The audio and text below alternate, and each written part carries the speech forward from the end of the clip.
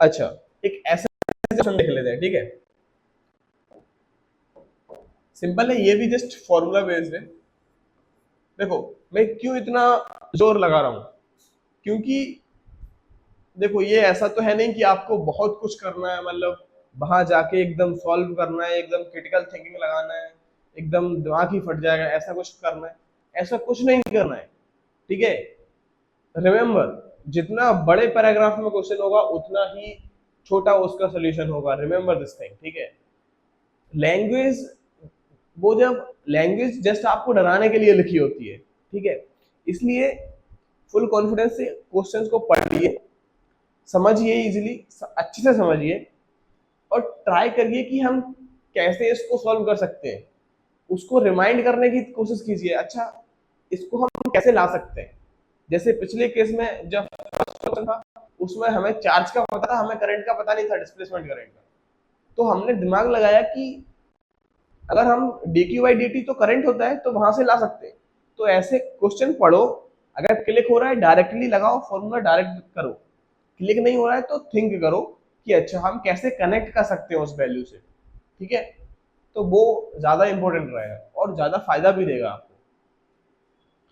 तो next question क्या कह रहा है?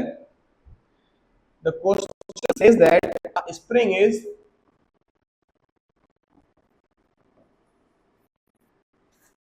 a spring is stressed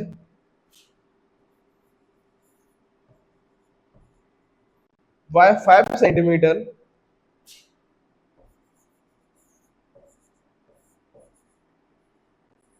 by a force 10 Newton.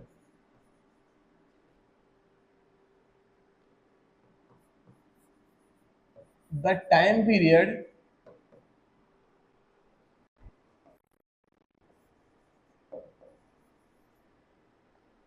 the time period of the oscillation, the time period of the oscillations when a mass of 2 kilogram is suspended, 2 kilogram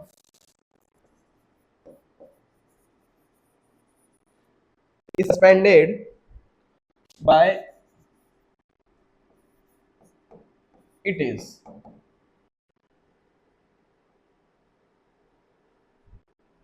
इसका मतलब है, एक spring है, वो स्ट्रेच होती है 5 centimetre of force 10 Newton, the time of oscillation. ये भी डायरेक्टली फॉर्मूला भेज दे। तो पहला ऑप्शन क्या है, पहले ऑप्शन देख लेते हैं फिर डिस्कस करते हैं इसको। ऑप्शन है first one 0.0628, B option is 628 second, C option is 3.14 second, ठीक है। And last one D option is 0.0628 second,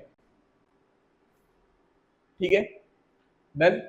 अच्छा, अब जब भी आपके आपके दिमाग में एसएचएम का कोई क्वेश्चन आता है, एसएचएम से रिलेटेड, तो एसएचएम से रिलेटेड जब भी कोई क्वेश्चन आता है तो एक चीज बड़ी क्लिक होती है कि अगर स्ट्रेच एक्स हुआ है,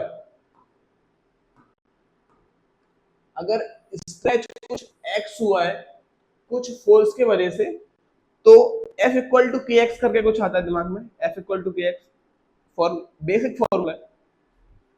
तो जो बेसिक फॉर्मूला है वो क्या है, एक तो है F equal to k x, और टाइम पीरियड का फॉर्मूला है 2 pi under root m by k, यार this k is nothing this k, done. So F equal to k x आता है। अच्छा, अब हमें दिया है कि 5 सेंटीमीटर स्ट्रेच हुआ है, 5 सेंटीमीटर स्ट्रेच है 10 न्यूटन फोर्स से, तो फोर्स है कितना 10 न्यूटन, स्ट्रेच कितना हुआ है 5 न्यूटन, तो सेंटीमीटर है तो मीटर में कन्वर्ट करो, तो यहां से के कितना आएगा, कि आई थिंक आएगा 200 newton per metre square, I think force per metre क्या आएगा 200 न्यूटन पर मीटर। अब सिंपल के को यहां पुट करेंगे तो टाइम आ जाएगा, दैट इज 2 पाई 2 अपॉन 200, इसको सॉल्व करेंगे तो क्या आ जाएगा 0.628 सेकेंड।